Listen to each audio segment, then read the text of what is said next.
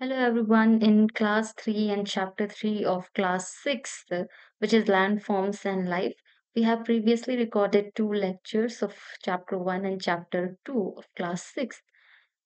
So this video is going about NCERT explanation and इससे पहले हमने दो वीडियो और अपलोड करी है। अगर आपने नहीं देखी तो आप प्लेलिस्ट में जाकर देख सकते हो।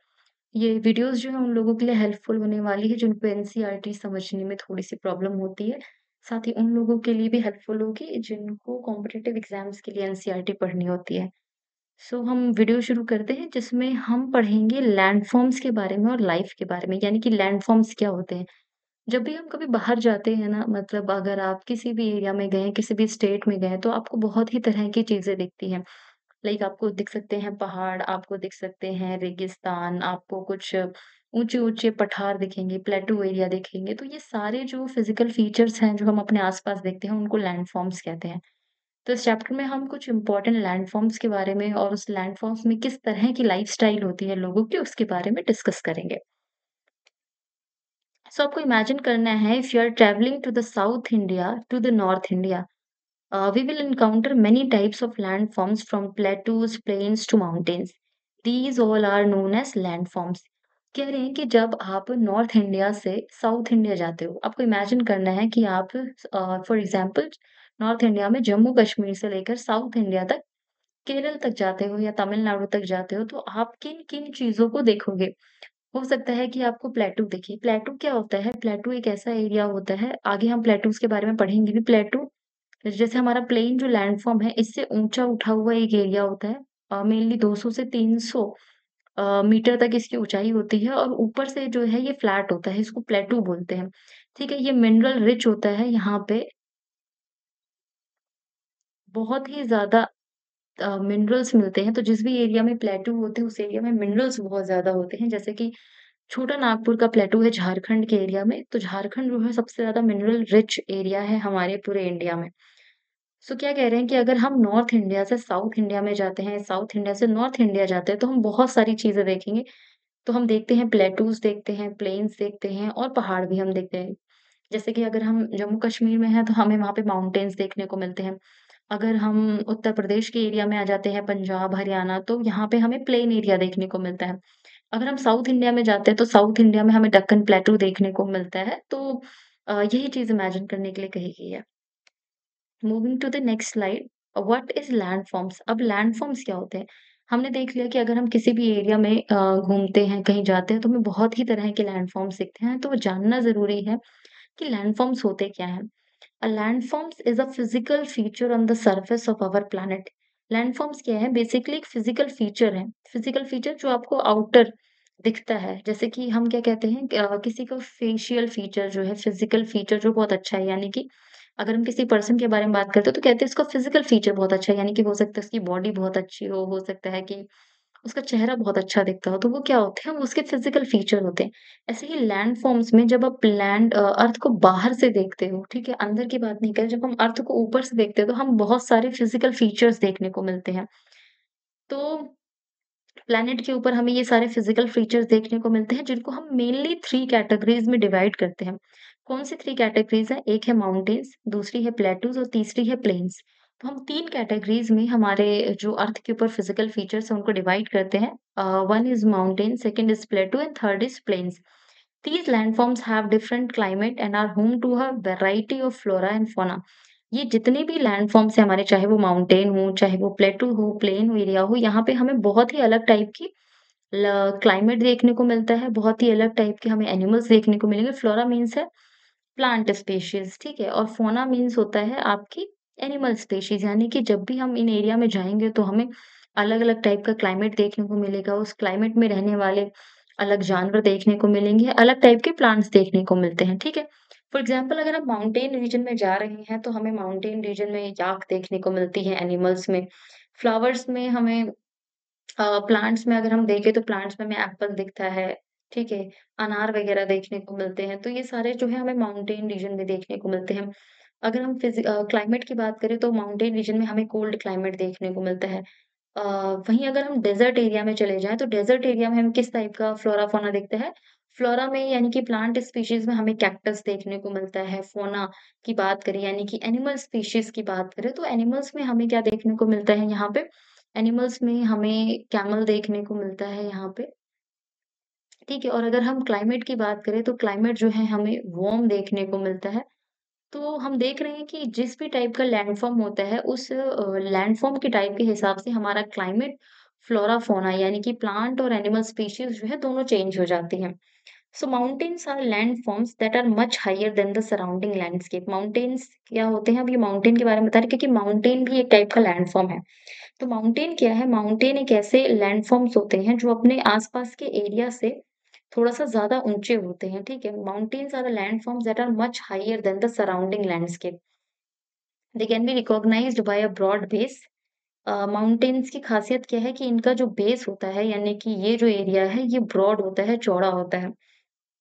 स्टीप स्लोप्स का मतलब है यहाँ पे ये जो ढलान देख रहे हो ना इसको बोलते हैं स्टीप स्लोप यानी कि जो ढलान होती है वो बहुत ज्यादा शार्प होती है उसे बोलते हैं स्टीप स्लोप्स है ना नैरो समिट समिट मतलब होता है कोन जैसे आप माउंटेन एरिया में कोन देखते हैं ना तो ये बहुत ही सकरा होता है बहुत ही पतला होता है यानी कि नीचे तो ये बहुत ज्यादा ब्रॉड होता है स्लोप जो है ढलान जो है इसका बहुत ज्यादा शार्प होता है और जो कोन है यानी कि जो सबसे ऊपरी हिस्सा है वो बहुत ही पतला होता है बहुत ही नैरो होता है उसको हम क्या कहते हैं उसको हम कहते हैं mountains Other highlands with a lower height, less steep slopes and rounded tops are called hills.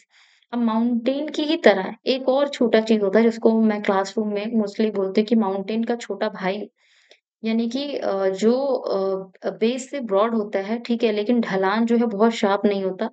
तो इसका जो है लेस लेस शार्प स्लोप होता है, ठीक है? और जो कोन होती है ना, वो कोन जो है वो राउंडेड होती है, ठीक है?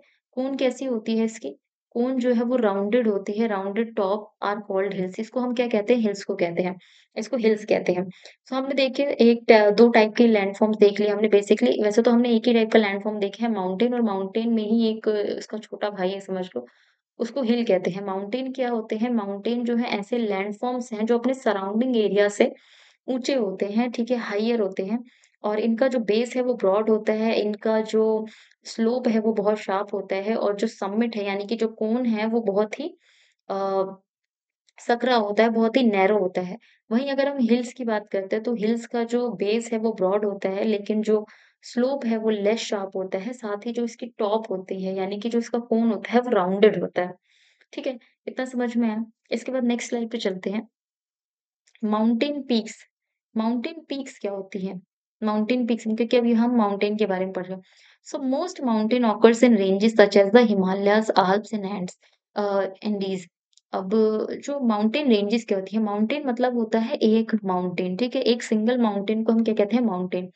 बट अगर ये माउंटेन कॉन्टिन्यूअस चेन की फॉर्म में होते हैं, तो इसको हम बोलते हैं माउंटेन रेंजेस।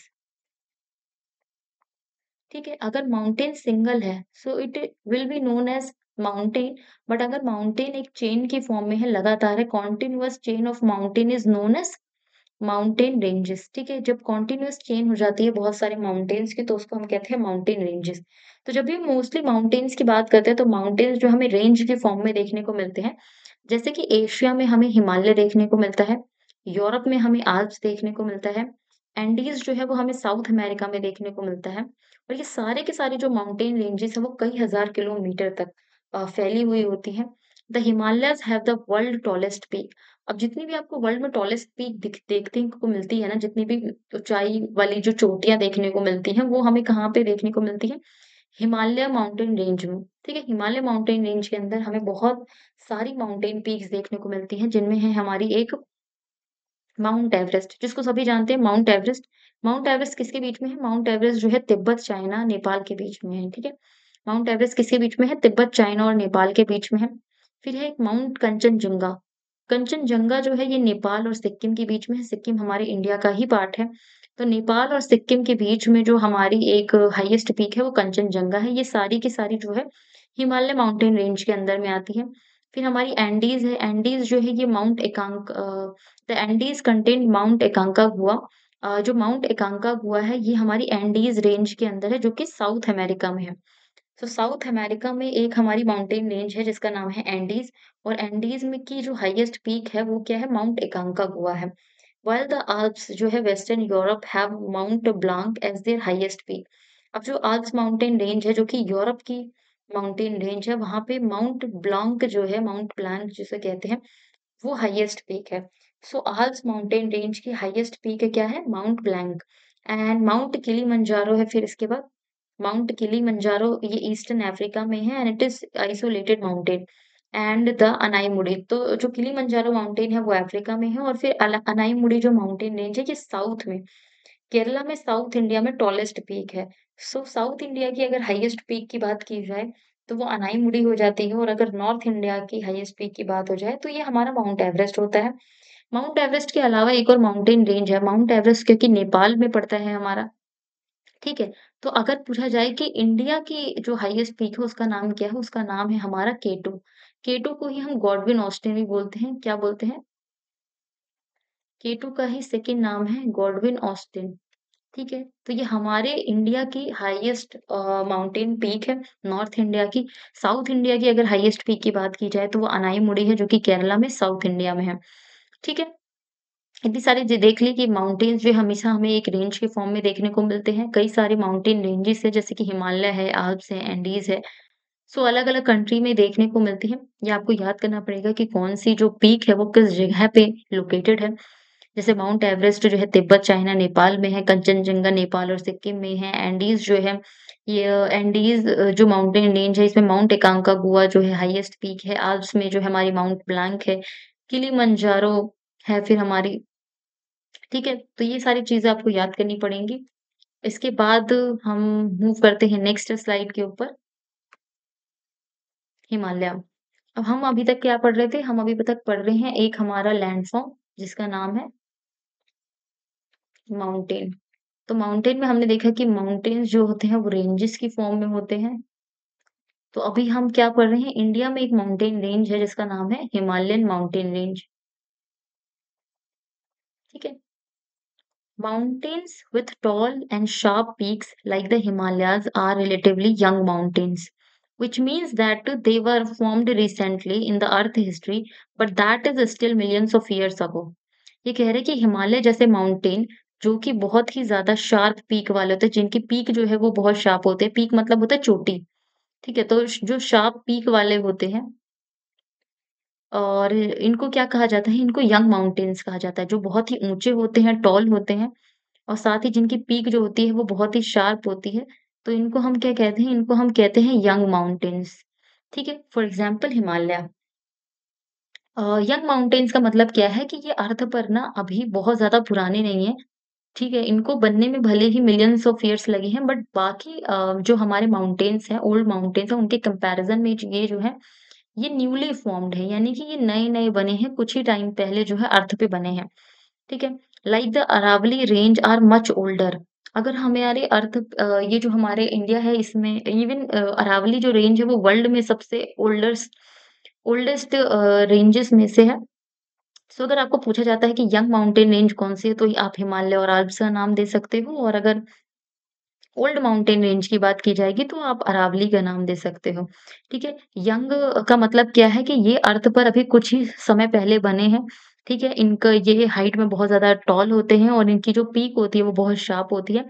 जबकि जो हमारे ओल्ड रेंजेस होते हैं या ओल्ड माउंटेन्स होते हैं, उनकी खासियत क्या होती है कि इन उनका जो है ना इरोज़न हो चुका होता है उन माउंटेन रेंजेस का, या जो ओल्ड माउंटेन रेंजेस है उनकी ख़ास बात क्या होती है कि उनका इरोज़न हो गया क्योंकि वो बहुत ही लाखों साल पहले बने हुए हैं। तो उस टाइम से इस टाइम तक बहुत ही ज़्यादा जो है हमारी ह्यूमन एक्टिविटीज़ हुई हैं, ठीक है? ह्यूमन एक्टिविटीज़ की वज़ह से जैसे ह्यूमन जो है माइनिंग करता है, ठीक है? पॉल्यूशन करता है, जंगलों को काटता है। तो इन सारी वजह से ग्लोबल वार्मिंग वग़ैरह की वजह से तो ह्यूमन एक्टिविटीज़ और जो है हमारी कुछ नेचुरल एक्टिविटीज़, इन सब की वजह से जो वो पहाड़ है उनमें टूट-फूट हुई है, उनका इरोज़न हुआ है और इस वजह से वो जो है हिमालय में जैसे यंग माउंटेन रेंजेस के कंपैरिज़न में जो है अ, बहुत छोटे होते हैं, बहुत ज़्यादा हाइट नहीं होती है, बहुत ही ज़्यादा जो घिस चुके होते हैं। बहुत ज़्यादा इरोज़ हो चुके होते हैं, ऐसे माउंटेन रेंजेस को हम क्या कहते हैं? ओल्ड माउंटेन रेंजेस कहते हैं। यंग माउंटेन रेंजेस कौन से हैं? जो न्यूली फॉर्म्ड है, टॉल है, पे शार्प पीक वाले हैं, जबकि ओल्ड वाले जो होते हैं, इरोज़न एक्टिविटी हो चुकी होती है, ह्यूमन और नेचुरल इरोज़न एक्टिविटीज़ की वजह से जो है हाइट में छोटे हो चुके होते हैं, ज़्यादातर घिस चुके होते हैं। ठीक है? अगर हम लेमैन की लैंग्वेज में कहें तो घिस चुके होते हैं, इनको ओल्ड माउंटेन कहा जाता है। ठीक है? फिर है हमारी कुछ हाईएस्ट पीक्स,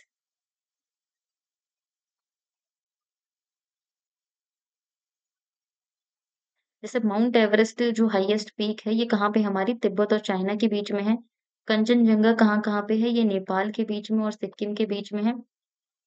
वहीं जो हमारी ये जो दोनों पीक है ना, माउंट एवरेस्ट होगी चाहे कंचनजंगा होगी, ये हिमालयन रेंज का पार्ट है, ठीक है? इसके बाद आती है हमारी माउंट एकांकागुआ। माउंट एकांकागुआ जो है ये साउथ अमेरिका में हाईएस्ट पीक है जो कि एंडीज़ माउंटेन रेंज का पार्ट है। फिर आपकी आती है माउंट किलिमंजारो जो ईस्टर्न अफ्रीका में है और ये आइसोलेटेड माउंटेन है। माउंट ब्लैंक जो है वेस्टर्न यूरोप में हाईएस्ट माउंटेन पीक है और अनाईमुड़ी जो है वो केरला में है। ये सबकी इमेजेस दे रखी हैं, ठीक है? आप यहाँ से भी देख सकते हो। इसके बाद है हमारा young and old mountains. Young mountains क्या होता है? अभी हमने देखा यंग माउंटेन्स क्या होता है? The Himalayas are the young mountains. Himalaya जो है यंग माउंटेन्स है, लेकिन क्यों है? Because they formed only a few million years ago. कुछ ही लाख साल पहले जो है इनकी फॉर्मेशन हुई है and they are very high with sharp peaks like the Mount Everest and the Kanchenjunga. तो इनका क्या ख़ासियत है कि ये कुछ ही साल पहले बने हैं, कुछ ही मिलियंस ऑफ ईयर्स पहले बने हैं ये। इनकी जो शार्प पीक होती है, बहुत हाइट में ज़्यादा होते हैं ये। अ, जैसे कि माउंट एवरेस्ट और कंचनजंगा, जबकि अरावली जो माउंटेन्स हैं, अरावली सॉरी जो ओल्ड माउंटेन्स हैं, ओल्ड माउंटेन में हमारे आ जाता है अरावली रेंज। अरावली रेंज जो है, इनकी क्या ख़ास बात है इरोज़्ड या ओल्ड माउंटेन्स की कि इनमें जो है इरोज़न एक्टिविटी बहुत ज़्यादा हुई होती है और इसकी वज़ह से इनकी जो पीक्स होती हैं, इनकी जो चोटियाँ होती हैं, वो लो हो चुकी होती हैं और राउंडेड शेप की होती हैं as compare to the Himalayan ranges. ठीक है, तो हमने यंग माउंटेन्स देख लिया और ओल्ड माउंटेन्स जो है बहुत अच्छे से देख लिया है। इसके बाद आता है हमारा माउंटेन का एनवायरनमेंट। हमने माउंटेन के बारे में देख लिया, माउंटेन जो है हमारा एक लैंडफ़ॉर्म है, ठीक है? इससे रिलेटेड बहुत सारी पीक्स होती हैं। माउंटेन जो हमेशा रेंजेस की फ़ॉर्म में होते हैं, ये सब हमने देख लिया। अब हम इसका देखते हैं कि जो माउंटेन एरिया है, वहाँ पर एनवायरनमेंट कैसा होता है? यानी कि वहाँ पे जो लाइफ़स्टाइल है, वो किस तरह की है? किस तरह के जानवर मिलते हैं? किस तरह की वेजिटेशन वहाँ पे मिलती है? सो माउंटेन माउंटेन में वहाँ का एनवायरनमेंट, वेजिटेशन किस टाइप की होती है यहाँ पे? मोंटेन फॉरेस्ट यहाँ पे मिलते हैं जो कि पूरे स्लोप को कवर किए होते हैं। मोंटेन फॉरेस्ट क्या होता है? जो माउंटेन एरिया में जो फॉरेस्ट मिलते हैं, माउंटेन एरिया में मिलने वाले फॉरेस्ट को हम क्या कहते हैं? मोंटेन फॉरेस्ट कहते हैं। माउंटेन एरिया में मिलने वाले फॉरेस्ट को हम कहते हैं मोंटेन फॉरेस्ट। तो जब हम बात करेंगे माउंटेन एनवायरनमेंट की, तो यहाँ पे कौन से फॉरेस्ट मिलते हैं? यहाँ पे मोंटेन फॉरेस्ट मिलते हैं। ट्री किस टाइप के मिलते हैं यहाँ पे? यहाँ पे मिलते हैं कॉनिफेरस ट्रीज़ जैसे कि पाइन, फायर, स्प्रूस, देवदार। कॉनिफेरस ट्रीज़ का मतलब होता है जो ऐसे-ऐसे क्रिसमस ट्री लाइक शेप में होते हैं, उनको बोलते हैं कॉनिफेरस ट्रीज़। ठीक है? तो इस तरह की यहाँ पे ट्रीज़ देखने को मिलते हैं जैसे कि आप यहाँ पे भी देख रहे हो। ये इस टाइप की शेप में जो ट्रीज़ हैं, इनको बोलते हैं कॉनिफेरस ट्रीज़। जैसे कि इसके एग्ज़ाम्पल दी हूँ पाइन, स्प्रूस, देवदार। यहाँ के ट्रीज़ जो होते हैं वो टॉल होते हैं, कोन शेप्ड के होते हैं विथ थिन पॉइंटेड लीव्स। ठीक है? और ये कोन शेप्ड के ही क्यों होते हैं यहाँ के ट्रीज़? ताकि जब बर्फबारी हो यानी कि स्नोफॉल हो, तो ये जो बर्फ है ना, ये पेड़ों के ऊपर टिके नहीं और ये जल्दी गिर जाए, इस वज़ह से कोन शेप्ड का इनका स्ट्रक्चर होता है, ठीक है? इनकी लीव्स जो होती है थिन पॉइंटेड होती है, शार्प होती है। हायर एल्टीट्यूड यानी कि जितना ज़्यादा आप माउंटेन में ऊँचाई पर जाते हो, तो वहाँ पे घास, झाड़ियाँ जैसे कि ग्रासेस, मॉसेस और लाइकेन, काई जैसी जो चीज़ है ना, वो देखने को मिलती है, ठीक है? फिर वाइल्ड लाइफ यानी कि जानवर में हमें क्या-क्या देखने को मिलता है? Diverse fauna found in the forest, river, lakes, grassland and caves यानी कि बहुत ही अलग-अलग टाइप के फ़ौना मतलब होता है अ फ़ौना में हमें जो है बहुत ही तरह के जैसे कि फॉरेस्ट है, रिवर्स, लेक्स और ग्रासलैंड है, यहाँ पे हमें अलग-अलग टाइप के जो है अ जानवर देखने को मिलते हैं, ठीक है? फ्लोरा का मतलब होता है आपके प्लांट स्पीशीज़, वहीं फ़ौना का मतलब होता है आपकी एनिमल स्पीशीज़। इसमें आपके इंसेक्ट्स जो हैं वो सब भी आ जाता है, ठीक है? फ्लोरा और फ़ौना, फ्लोरा मतलब आप फ्लोरा को किससे रिलेट करोगे? फ्लावर से रिलेट करोगे, फ्लावर मतलब प्लांट स्पीशीज़। ठीक है? तो यहाँ पे आपको अलग-अलग टाइप के जानवर देखने को मिलेंगे, जैसे कि गोल्डन ईगल देखने को मिलता है। फिर यहाँ पे फाल्कन देखने को मिलता है, लाइनेक्स देखने को मिलता है, स्नो लेपर्ड देखने को मिलता है, ibex, Himalayan tahr, mountain hare, yak, grey fox, black bear. तो ये सारे जो जानवर हैं, ये आपको माउंटेन रेंज पे देखने को मिलते हैं। ठीक है? इसके बाद आपकी आ जाती है माउंटेन जो लाइफ है, उसमें टेरेन कैसा होता है? ट्रेन मतलब होता है ट्रेन ये वो वाला ट्रेन नहीं है, ये टेरेन है, ठीक है? ये ट्रेन नहीं है, ये टेरेन है।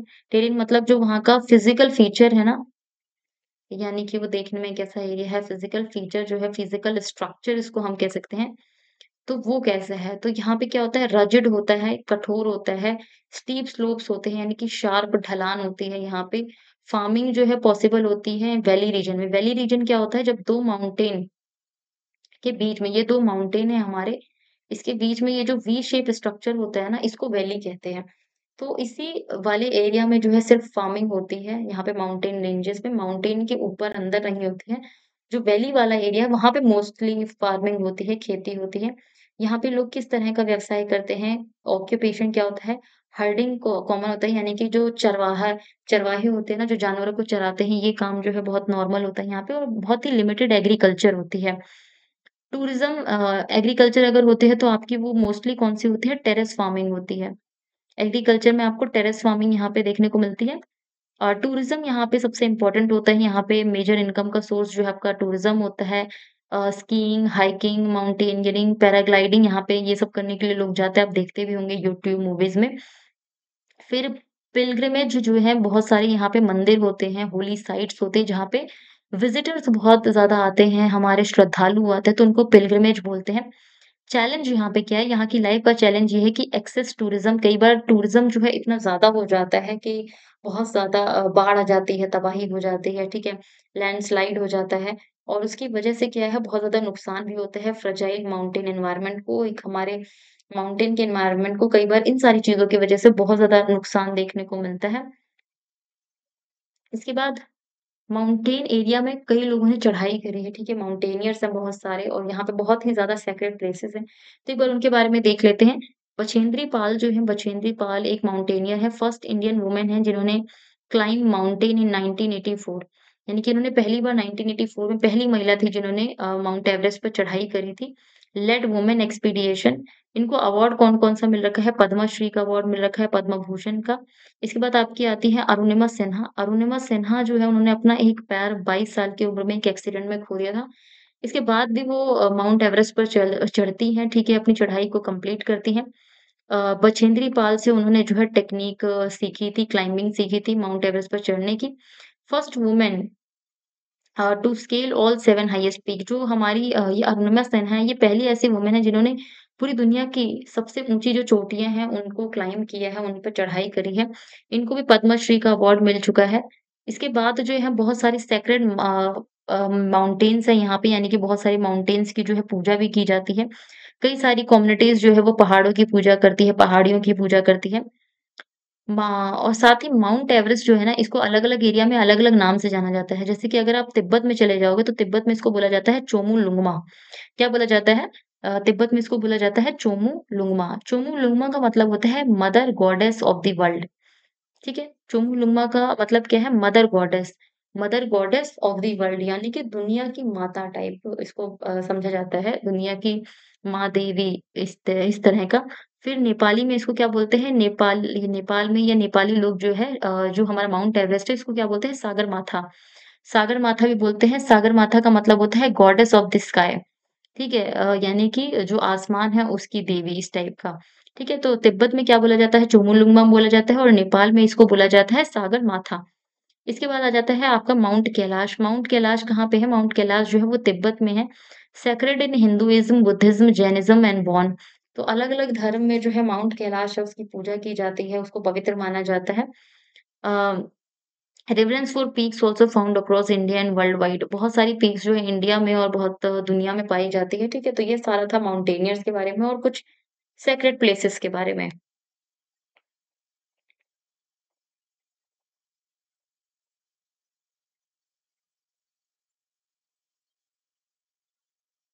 इसके बाद आपका आ जाता है प्लेटू रीजन, ठीक है? तो प्लेटू रीजन के बारे में पढ़ते हैं। प्लेटू क्या होता है? प्लेटू अब हमने जो फर्स्ट लैंड फॉर्म था हमारा वो क्या था? फर्स्ट लैंड फॉर्म था हमारा माउंटेन। अब हम पढ़ रहे हैं अपने सेकंड लैंड फॉर्म को व्हिच इज़ प्लेटूज़। ठीक है? प्लेटूज़ रीजन के बारे में हम पढ़ रहे हैं। A plateau is a land form that rises up from the surrounding land and has a more or less flat surface। यानी कि प्लेटू एक ऐसा रीजन होता है जो अपना सराउंडिंग है ना उससे उठा हुआ होता है, लेकिन उसका जो सरफेस है वो एक फ्लैट सरफेस होता है। ठीक है? तो मोर और less flat surface, some of its sides are often steep slopes. इनमें भी जो इसकी साइड्स होती है ना उसका स्लोप जो होता है, ढलान जो होता है वो तेज होता है कई बार। And two examples of plateaus, दो एग्जांपल्स है हमारे पास। एक तो तिब्बत का प्लेटू है तिब्बत में, और दूसरा ये जो कि दुनिया का सबसे लार्जेस्ट प्लेटू है। ठीक है? तो जो तिब्बत का प्लेटू है इसको रूफ ऑफ द वर्ल्ड भी बोला जाता है, यानी कि दुनिया की छत इसको बोला जाता है क्योंकि ये लार्जेस्ट है। And highest प्लेटू in the world and the Deccan प्लेटू। Second example जो है हमारा इंडिया में है, महाराष्ट्र रीजन में दक्कन का प्लेटू, यानी कि दक्षिण का पठार, Deccan plateau. Plateaus are rich in minerals. मैंने बात करी थी कि जो प्लेटू रीजन होता है ना वो मिनरल्स में रिच होता है। यहाँ पे बहुत टाइप के मिनरल्स पाए जाते हैं। Deposits and they have been called the store house of minerals. तो प्लेटूज रीजन को क्या बोला जाता है? स्टोर हाउस ऑफ मिनरल्स, यानी कि जो मिनरल्स का स्टोर हाउस है वो बोला जाता है। As a result mining is a major activity. तो जो कि हमने पता है कि जो प्लेटू रीजन है वो मिनरल्स में रिच है, और मिनरल्स को माइनिंग के थ्रू निकाला जाता है, खुदाई करके निकाला जाता है। तो ये जितने भी प्लेटू के एरिया है ना, वहाँ पे माइनिंग एक्टिविटी बहुत ज़्यादा होती है। African प्लेटू is famous for the gold. जो अफ्रीका का प्लेटू है वो किस चीज़ के लिए फेमस है बेटा? गोल्ड और डायमंड के लिए। किस चीज़ के लिए फेमस है? गोल्ड और डायमंड के लिए। In India, huge reserves of iron, coal and manganese are found in the छोटा नागपुर प्लेटू। अब जो इंडिया है ना, इंडिया में जो हमारा प्लेटू है, छोटा नागपुर का प्लेटू, वहाँ पे क्या-क्या चीज़ें पाई जाती है? कौन-कौन से मिनरल पाए जाते हैं? आयरन पाया जाता है, कोल पाया जाता है और मैंगनीज़ पाया जाता है। तो हमने देखा कि जो प्लेटू रीजन है वो कैसा है? प्लेटू रीजन जो है अपने सराउंडिंग, यानी कि अपना जो आस-पास का लैंडस्केप है उससे उठा हुआ एक एरिया होता है, जिसका एक जो अपर पार्ट है वो फ्लैट होता है, और इसमें जो है स्टीप स्लोप्स होते हैं, यानी कि ढलान जो है कई बार तेज़ होता है। 2 एग्ज़ाम्पल है हमारे पास, एक तो तिब्बतन प्लेटू है जो कि तिब्बत में है, जिसको रूफ ऑफ द वर्ल्ड बोला जाता है, और दूसरा प्लेटू जो है हमारा महाराष्ट्र रीजन में है, जिसको दक्कन प्लेटू भी बोला जाता है। फिर हमने देखा कि जो प्लेटू एरिया है वो मिनरल्स में जो है बहुत ज़्यादा रिच होता है। प्लेटू एरिया जो है हमारा मिनरल्स में रिच होता है, और प्लेटू एरिया हमारा मिनरल्स में रिच होता है। जैसे कि अगर आप अफ्रीकन प्लेटू की बात करोगे तो वो गोल्ड और डायमंड के लिए फ़ेमस है। वहीं जो हमारा इंडिया का प्लेटू है ना वो आयरन, कोल और मैंगनीज़ के लिए फ़ेमस है। और इंडिया में हम कौन से प्लेटू की बात कर रहे हैं? इंडिया में हम प्लेटू की बात कर रहे हैं जो हमारा छोटा नागपुर का प्लेटू है। ठीक है? तो अब हम नेक्स्ट स्लाइड पे चलते हैं। Life in plateau region. अभी तक हमने क्या देखा था? माउंटेन एरिया में कैसी लाइफ होती है, हमने देखा माउंटेन एरिया में क्लाइमेट कैसा चेंज हो जाता है, कोल्ड क्लाइमेट हो जाता है। अलग-अलग टाइप के फ्लोरा मिलता है, यानी कि प्लांट्स जो हैं अलग-अलग टाइप के मिलते हैं, फ़ौना यानी कि अलग-अलग टाइप की एनिमल स्पीशीज़ देखने को मिलती है। तो ऑफ कोर्स प्लेटू रीजन में भी इस एरिया के हिसाब से क्लाइमेटिक कंडीशन अलग होगी, सॉइल अलग होगी, एनिमल्स अलग होंगे। ठीक है? तो प्लेटू environment is very diverse across the world. तो जो प्लेटू का एनवायरनमेंट है ना वो दुनिया में सब जगह बहुत ही अलग है। सॉइल जो है जनरली रॉकी होता है जो हमारा प्लेटू रीजन है, क्योंकि हमने देखा कि ये पूरा पथरीला एरिया होता है, ठीक है? प्लेटू इस तरह के होते हैं, तो ये पूरा पथरीला एरिया होता है। तो जनरली ये रॉकी होता है। अब क्योंकि रॉकी है तो सॉइल जो है इतनी अच्छी तो होगी नहीं, है ना? सॉइल जो है बहुत अच्छी नहीं होती है। तो जनरली जो है ये लेस फर्टाइल होता है देन द प्लेन्स। प्लेन्स के कंपैरिज़न में, प्लेन एरिया के कंपैरिज़न में ये लेस फर्टाइल होता है, लेस सूटेबल फॉर फार्मिंग होता है। लेकिन जो भी लावा प्लेटू का एरिया होता है, ठीक है? जो हमारा लावा प्लेटू वाला एरिया है ना, वो सारा का सारा किसके लिए अच्छा होता है? उसकी सॉइल जो है बहुत अच्छी होती है, और वहाँ पे कौन-सी सॉइल पाई जाती है? Black soil. ये याद रखना कि जितना भी हमारा लावा जो प्लेटू का एरिया है, फॉर एग्ज़ाम्पल जो हमारा महाराष्ट्र का रीजन है, वो भी जो है हमारा इग्निशियस रॉक से बना हुआ है, यानी कि लावा का एरिया है। ठीक है? यानी कि जब वहाँ पे हमारा वोल्केनिक एक्टिविटी हुई थी, तो उससे जो लावा निकला था, लावा के जमने की वजह से वहाँ पे जो सॉइल बनी है, उसको हम ब्लैक सॉइल कहते हैं। और ये ब्लैक सॉइल जो है किसके लिए अच्छी होती है? कॉटन। कॉटन की एग्रीकल्चर करने के लिए जो है ये बहुत ही ज़्यादा अच्छी होती है, गुड फॉर एग्रीकल्चर। और ब्लैक सॉइल है ना, वैसे भी अच्छी होती है। तो जनरली अगर आपसे पूछा जाए कि प्लेटू एरिया क्या सॉइल उसकी अच्छी होती है या वो फर्टाइल होता है कि नहीं, तो जनरली आप क्या कहेंगे कि जो प्लेटू एरिया है वो लेस फर्टाइल होता है, और as compare to plain area. But इसका एक्सेप्शन क्या है कि जितना भी जो लावा सॉइल होती है या लावा प्लेटू वाला एरिया होता है, वहाँ पे क्या होती है? गुड एग्रीकल्चर होती है। इसके बाद दूसरी चीज़ ये है कि जो प्लेटू एरिया होता है ना, वहाँ पे सबसे ज़्यादा वाटरफॉल्स मिलते हैं, ठीक है? सबसे ज़्यादा वाटरफॉल्स कहाँ पे मिलते हैं? प्लेटू एरिया में मिलते हैं माउंटेन के पास में, जैसे कि विक्टोरिया फॉल। विक्टोरिया फॉल कहाँ है? जाम्बेज़ी रिवर के ऊपर है और ये सदर्न अफ्रीका में है, ठीक है? उसके बाद है आपका हुंडरू फॉल। हुंडरू फॉल कहाँ पे है? ये सुबर्णरेखा रिवर के ऊपर है, छोटा नागपुर प्लेटू एरिया में। फिर आपका है जोग फॉल। जोग फॉल आपका है शरावती रिवर पर और ये कहाँ पे है? ये वेस्टर्न घाट के एरिया में है। फिर है नोहाकलिकल फॉल्स जो है ये 340 मीटर्स का है और ये चेरापूंजी प्लेटू एरिया में है और मेघालय में है, ठीक है? तो आपको इन जो मेन फॉल्स हैं, विक्टोरिया फॉल्स हो गया, हुंडरू फॉल्स, जोग फॉल्स, इन सब के नेम याद होने चाहिए और ये किस रिवर के ऊपर है।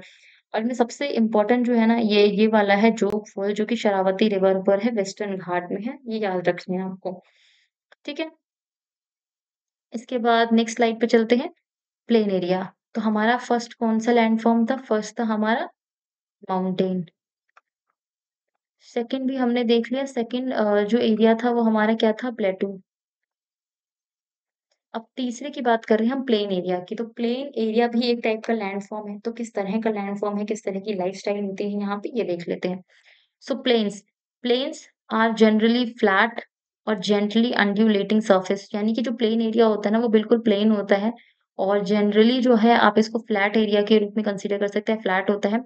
यहाँ पे ना ही कोई हिल्स होती है, ना ही वैली होती है। वैली मतलब ना ही आपको इस तरह की वैली देखने को मिलेगी और ना ही जो है आपको हिल्स देखने को मिलेंगी। ठीक है? तो ये फ्लैट एरिया होता है usually 300 metre above the sea level. तो जो सी लेवल होता है उससे 300 मीटर अबव तक का ये एरिया होता है और ये किस वजह से बना होता है? ये फ्लड प्लेन्स की वजह से बना होता है, formed by the river. Flood plain क्या होता है? जैसे कि कोई भी रिवर आती है, ठीक है? ये रिवर है, ये रिवर का एरिया है। तो अगर रिवर में पानी ज़्यादा आ जाता है, तो रिवर जो है इस एरिया तक फैल सकती है ना? ये जितना भी एरिया है, अगर मान लो पानी ज़्यादा आ गया है, तो रिवर ऑफ़ कोर्स इस पूरे एरिया में फैल जाएगी। और अगर इस पूरे एरिया में फैल जाते हो, तो रिवर के साथ में आती है बहुत सारी सॉइल, ठीक है? सॉइल के साथ एक्स्ट्रा मटेरियल भी आता है, कुछ कंकड़-पत्थर, बालू, बजरी, ये सारी चीज़ें आ जाती हैं। तो जब रिवर में पानी कम होगा, तो वापस जो है रिवर वो इस एरिया में फ्लो करने लगेगी, है ना? तो जब रिवर में पानी कम हुआ और वो वापस अपने जो मेन एरिया है, मेन कोर्स है, वहाँ पे फ्लो करने लगी, तो जो बजरी, पत्थर, बालू आया था ना, वो इस एरिया में इकट्ठा हो जाता है, ठीक है? इसी एरिया में इकट्ठा होता रहता है।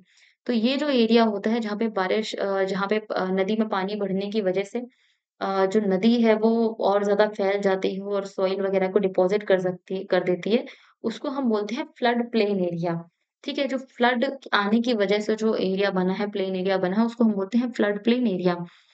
सो रिवर कैरीज सेडिमेंट्स, रिवर अपने साथ क्या लाती है? रॉक लाती है, सैंड लाती है, सिल्ट लाती है फ्रॉम द माउंटेन्स और डिपॉजिट कहाँ करती है?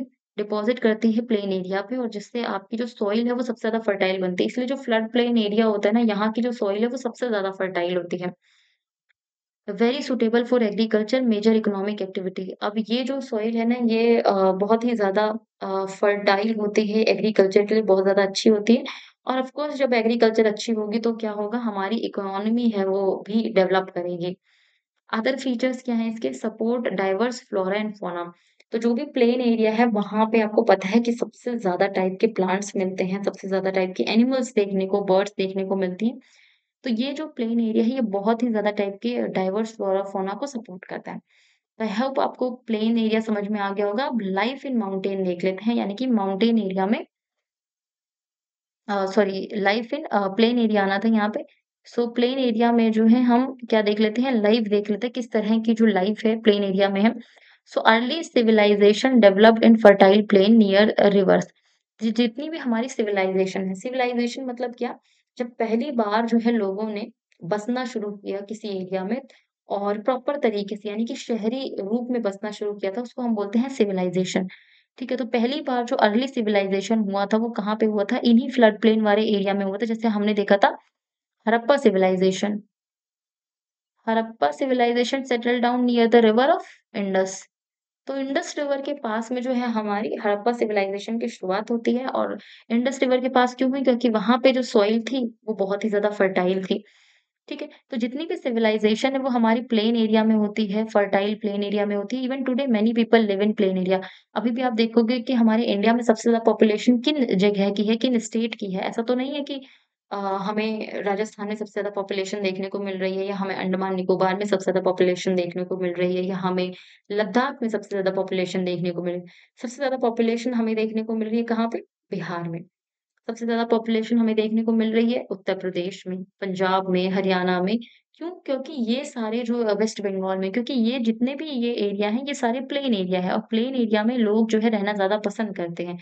क्योंकि वहाँ पे जो लाइफ़ है उतनी टफ नहीं होती है, वहाँ पे आप खेती कर सकते हो, आप क्या कह सकते हैं, आप जानवरों को चरा सकते हो, आप कोई इंडस्ट्री एस्टेब्लिश कर सकते हो, तो बहुत ही ज़्यादा टाइप की अपॉर्च्युनिटीज़ जो है वो प्लेन एरिया में रहती हैं। So even in Gangetic plain अभी भी 40 करोड़ लोग जो है वो इंडिया में गंगा के आस-पास के एरिया में रहते हैं। ऑक्यूपेशन जो प्लेन एरिया है वहाँ पे ऑक्यूपेशन क्या होता है, लोग ज़्यादातर क्या करते हैं, वहाँ पे लोग ज़्यादातर एग्रीकल्चर करते हैं, ठीक है? और रिवर का अगर वहाँ पे कोई रिवर है तो फिशिंग वगैरह करते हैं, क्रॉप उगाते हैं, फूड बहुत टाइप की क्रॉप जो है दाल है, चावल, गेहूँ ये सारी बाजरा ये सारी चीज़ें जो है यहाँ पे उग जाती हैं। एग्रीकल्चर होता आया है ट्रेडिशनली यानी कि पुराने समय से लेकर अभी तक जो है इन एरिया में सबसे ज़्यादा जो है एग्रीकल्चर होता है और एग्रीकल्चर किसके ऊपर बेस्ड? इरिगेशन के ऊपर या ग्राउंड वाटर के ऊपर बेस्ड जो है इरिगेशन एग्रीकल्चर होता है यहाँ पे। और इस वज़ह से क्या होता है कि जो हमारा जो एग्रीकल्चर है वो ग्राउंड वाटर के ऊपर बेस्ड है या फिर जो है सिंचाई की जा रही है, नदी-वदी का पानी यूज़ करके किया जा रहा है। बेसिकली ग्राउंड वाटर यूज़ किया जाता है, तो जब ग्राउंड वाटर यूज़ किया जाता है ना, तो ज़मीन के नीचे जो है पानी का लेवल धीरे-धीरे कम होता जाता है।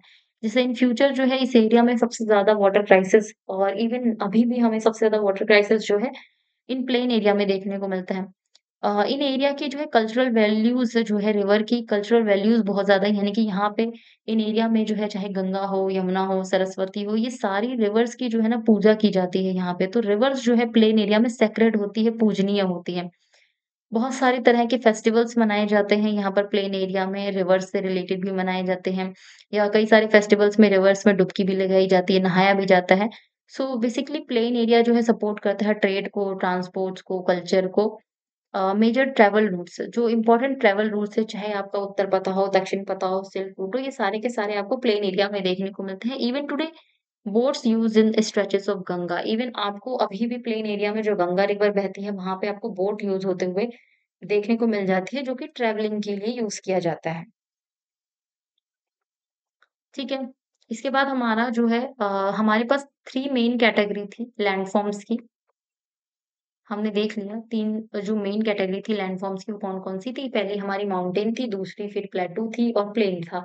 इसके बाद एक और कैटेगरी आती है डेज़र्ट की, जो कि इतनी ज़्यादा इम्पोर्टेंट नहीं है, बहुत बहुत ज़्यादा इम्पोर्टेंट नहीं है, बट ये भी एक टाइप का हमारा लैंडफ़ॉर्म है।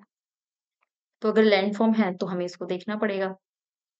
So desert are considered to be large and dry expanse with a very little precipitation. Precipitation मतलब क्या होता है? बारिश होता है, ठीक है? रेन होता है।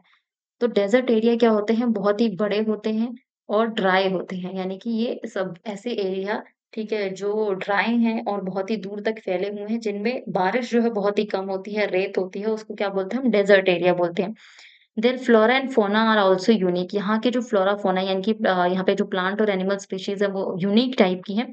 कुछ डेज़र्ट हमें हॉट भी देखने को मिलते हैं लाइक द सहारा डेज़र्ट और कुछ और अफ्रीका का डेज़र्ट, थार डेज़र्ट और जबकि कुछ जो होते हैं वो हमें कोल्ड देखने को मिलते हैं जैसे कि गोबी डेज़र्ट इन एशिया, ठीक है? तो हमें 2 तरह के डेज़र्ट देखने को मिलते हैं, चाहे वो हॉट डेज़र्ट हो सकता है या फिर कोल्ड डेज़र्ट हो सकता है। So despite harsh living condition, humans have adapted to most of the deserts and hold rich cultural traditions such as the folk songs, legends related to the desert.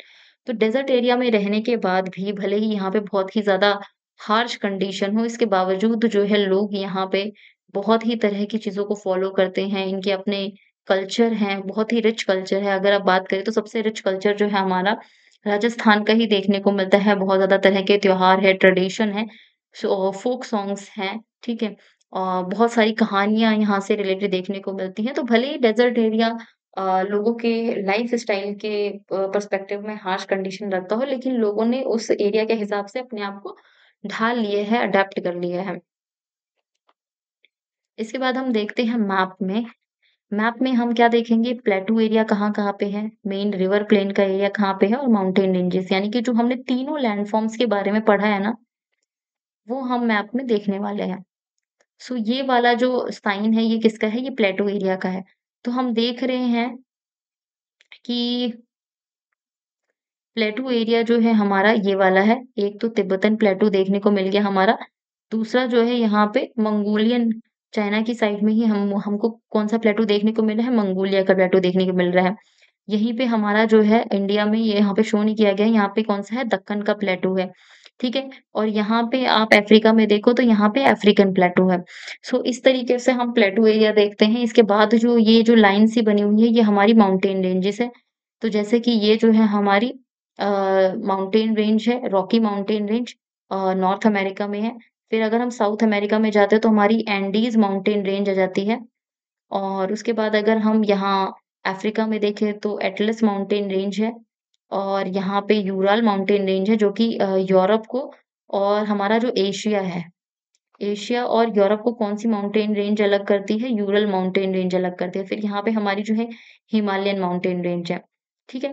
तो हमने ये सारी चीज़ें देख ली, फिर यहाँ पे हम अगर प्लेन एरिया की बात करें तो प्लेन यहाँ पे मिसिसिपी का प्लेन एरिया है, यहाँ पे अमेज़न प्लेन एरिया है और यहाँ पे नाइल का प्लेन एरिया है, इंडस का प्लेन एरिया है, ठीक है? प्लेन एरिया कैसे बनता है? प्लेन एरिया जो है हमारी रिवर्स की वजह से बनता है। रिवर जब अपने साथ सॉइल, सिल्ट, क्ले ये सारी चीज़ें लाती हैं और उसको डिपॉज़िट कर देती है तो प्लेन एरिया बनता है। सो अगर यहाँ पे मिसिसिपी रिवर बह रही है तो ये मिसिसिपी का प्लेन एरिया बन गया। यहाँ पे अमेज़न रिवर बहती है तो ये अमेज़न प्लेन एरिया बन गया और यहाँ पे नाइल रिवर बह रही है तो ये नाइल रिवर का प्लेन एरिया है और यहाँ पे इंडस के बहने की वज़ह से इंडस का प्लेन एरिया हमें देखने को मिलता है। ठीक है? सम वर्ड्स मीनिंग आपके चैप्टर में जब आप बुक्स पढ़ेंगे तो साइड में छोटे-छोटे से ब्लॉक्स बने हुए हैं जिनमें कुछ वर्ड्स मीनिंग दी हुई हैं। सो मैंने उनको भी इस पीपीटी में ऐड कर लिया है जैसे कि एल्टीट्यूड। एल्टीट्यूड बेसिकली क्या होता है? एल्टीट्यूड मतलब होता है हाइट। कोई चीज़ कितनी ऊँचाई पर है ज्योग्राफी की लैंग्वेज में उसको एल्टीट्यूड कहते हैं। The height of an object above the sea level. जो हमारा सी लेवल है ना, सी लेवल से कितनी ऊपर कोई चीज़ है उसको हम बोलते हैं एल्टीट्यूड। इसके बाद है आपका मोंटेन फॉरेस्ट। मोंटेन फॉरेस्ट क्या होता है? Type of forest that grows in the mountain region. तो माउंटेन रीजन में जो भी फॉरेस्ट उग रहे हैं, उसको आप क्या कहते हैं? माउंटेन फॉरेस्ट कहते हैं। इसके बाद आपका आता है मॉस। मॉस क्या है? A small green plant without flower और द ट्रू रूट्स। एक छोटा-सा पौधा होता है जिसमें फ्लावर भी नहीं होते और उसके रूट्स ट्रू रूट्स भी नहीं होते, उसको मॉस कहते हैं। फिर आता है आपका lichen, a plant like organism that generally clinged to a rock, walls और ट्री। तो ट्री के ऊपर, वॉल्स के ऊपर, पत्थरों के ऊपर आपको कुछ हरा-हरा सा चीज़ देखने को मिलता है, काई जैसा देखने को मिलता है। उसको हम क्या कहते हैं? उसको लाइकेन कहते हैं। और उसके बाद आता है आपका valley, a lower area between the hills और माउंटेन। आपके 2 हिल्स हैं या 2 माउंटेन हैं, इसके बीच में ये जो लोअर एरिया है ना, इसको हम क्या कहते हैं? इसको हम बोलते हैं valley, because it is like a V shape structure between the 2 mountain ranges. तो वैली जो है एक लोअर एरिया होता है between the hills and mountains known as valley. फिर है आपका फ्लैश फ्लड। फ्लैश फ्लड क्या होता है? A sudden local flood often caused by a cloud burst. Cloud burst क्या है? जिसको हिंदी में बोलते हैं हम बादल फटना। ठीक है? क्लाउड बर्स्ट का मतलब होता है बादल फटना। बादल फटना, अब अचानक से बादल है, तो ये ऐसा तो है नहीं कि ये फट जाएगा। बादल फटने का मीनिंग ही यानी कि एक ही एरिया में जितनी जो बारिश होती है यूजुअली उससे जब बहुत ही ज़्यादा बारिश हो जाती है उसको कहते हैं हम बादल फटना। तो उसको और उसको इंग्लिश में हम क्या कहते हैं? उसको बोलते हैं क्लाउड बर्स्टिंग या क्लाउड बर्स्ट। यानी कि बादल फट गए, यानी कि एक ही जगह पर जितनी रेनफॉल होती है यूजुअली उससे बहुत ज़्यादा रेनफॉल हो जाती है। तो इसकी वजह से अचानक से पानी का लेवल उस एरिया में बढ़ जाएगा और जब पानी का लेवल बढ़ जाएगा तो बाढ़ आ जाती है। उसको हम बोलते हैं फ्लैश फ्लड। फ्लैश मतलब जो अचानक से आती है उसको बोलते हैं हम फ्लैश फ्लड। इसके बाद है आपका लैंडस्लाइड। लैंडस्लाइड क्या होता है? Sudden collapse of a mass of earth और a rock from a mountain side. अब जैसे कि ये माउंटेन एरिया है हमारा, ठीक है?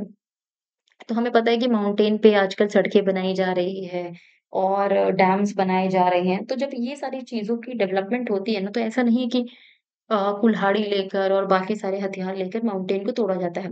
एक्चुअल में डायनामाइट जैसे बॉम्ब वगैरह से पहाड़ों को तोड़ा जाता है। प्लांट्स यहाँ पे तो हटाए जाते हैं, जंगल जो माउंटेन के ऊपर होते हैं उनको साफ किया जाता है, तब जाके डेवलपमेंट का वर्क होता है, कंस्ट्रक्शन का वर्क होता है।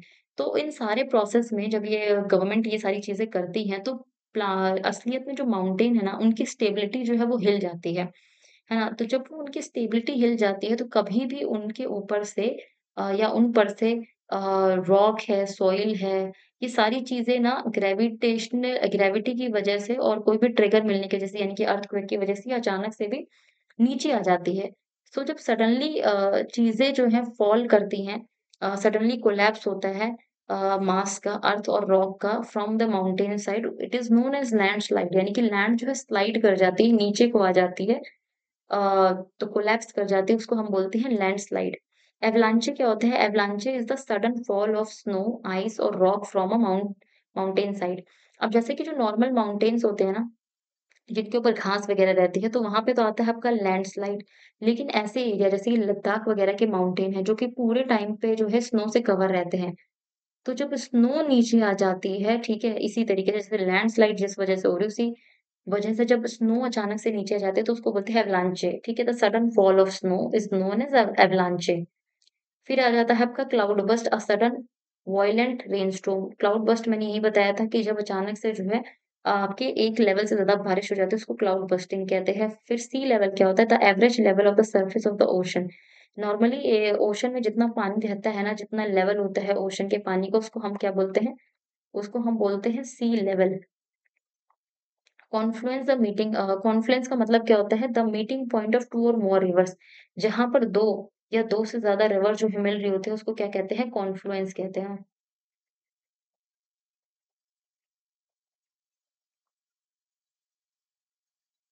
हुँ, हुँ, हुँ, हुँ। तो हमने सारी चीज़ें देख ली।